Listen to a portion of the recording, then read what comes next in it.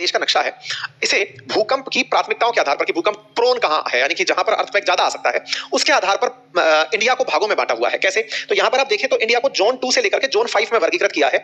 Zone 2 वो क्षेत्र है जहां भूकंप की सबसे कम संभावना है, और जोन 5 जो एकदम डार्क रेड आपको दिख रहे हैं, यहां भूकंप की बहुत ज्यादा संभावनाएं बताई जाती हैं। अच्छा, इसके बाद जो हल्का लाल है, जो कि सिंदूरी कलर का सा दिख रहा है, वो जोन 4 एरिया है। अगर आप इस पूरे क्षेत्र को देखें, जो हिमालय का जो क्षेत्र है, उस पूरे क्षेत्र को भारत के हिसाब से आप देखें तो ये जोन 4 या जोन 5 में आता है। मैंने जैसा शुरुआत में आपसे कहा, टेक्टोनिक प्लेट में इंडिया का अधिकांश हिस्सा इंडियन प्लेट में, और हिमालय के दूसरी तरफ का जो हिस्सा है, उत्तर पूरब का जो हिस्सा है, वो यूरेशियन प्लेट में आता है। तो यूरेशियन प्लेट और इंडियन प्लेट इन दोनों के एक दूसरे से टकराने पर यहां पर भूकंप की एक्टिविटीज होती हैं और वो महसूस होती हैं। तो इंडियन प्लेट और यूरेशियन प्लेट के टकराने से ये जो दिल्ली का जो क्षेत्र है, ये भी फॉल्ट लाइन क्षेत्र में आ जाता है और ये जोन 4 में आता है। तो भारत 2 से लेकर 5 तक के जोन में बसा है, जिसमें से लगभग जोन 5 में हमारा बड़ा हिस्सा आता है। ऐसे ही जोन 4 में हमारा एक बड़ा हिस्सा आता है। 8 से 9% 9 की तीव्रता वाले भूकंप आने की संभावना जोन 5 में रहती है। 11% हिस्सा हमारा जोन 5 में है, 18% चौथे में है, 30% तीसरे में है, और बाकी जो बचा हुआ है वो जोन 2 में है। ठीक है, जोन किस आधार पर डिसाइड होते हैं? तो किस तीव्रता के भूकंप यहां आते रहे हैं। जैसे सिस्मिक जोन 5 की बात करें तो भारत के अंदर पूर्वोत्तर का इलाका, जम्मू कश्मीर का कुछ हिस्सा, हिमाचल प्रदेश का कुछ हिस्सा, ये जोन 5 में आते हैं।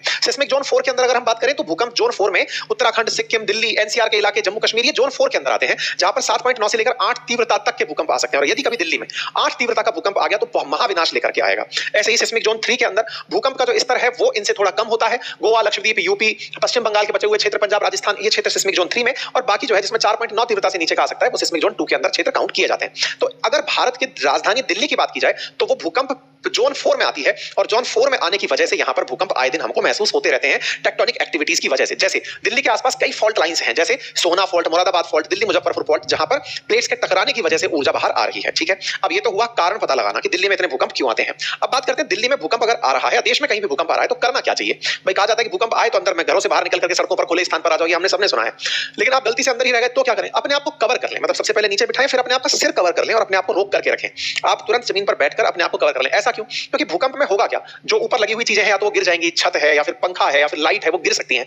आपका सबसे संवेदनशील हिस्सा जिसकी वजह से आप निर्णय ले रहे हैं वो मस्तिष्क है। तो ऐसे में इसको कोई ज्यादा नुकसान ना पहुंचे, इसलिए इसे ज्यादा से ज्यादा बचाने का प्रयास करें, नंबर 1। दूसरा, अपने आप को किसी सुरक्षित कोने में बिठा के रखें। अगर कोने में नहीं जगह मिल पा रही है तो किसी टेबल के नीचे अपने आप को सेटल कर लें। मतलब ऐसी जगह जहां पर आप पर कोई चीज आकर गिरे उससे पहले कोई और सरफेस हो जिस पर कोई चीज रुके, है ना। ये कोई बेड हो सकता है, कोई अलमीरा हो सकती है, कि इस तरह से जो आपके ऊपर प्रोटेक्शन का काम करे। ठीक है, जल्दी से अगर ऐसी स्थिति आपको अचानक बनती हुई दिखे तो किसी ऐसे दीवार के किनारे चले जाएं जिसके गिरने की संभावना कम हो।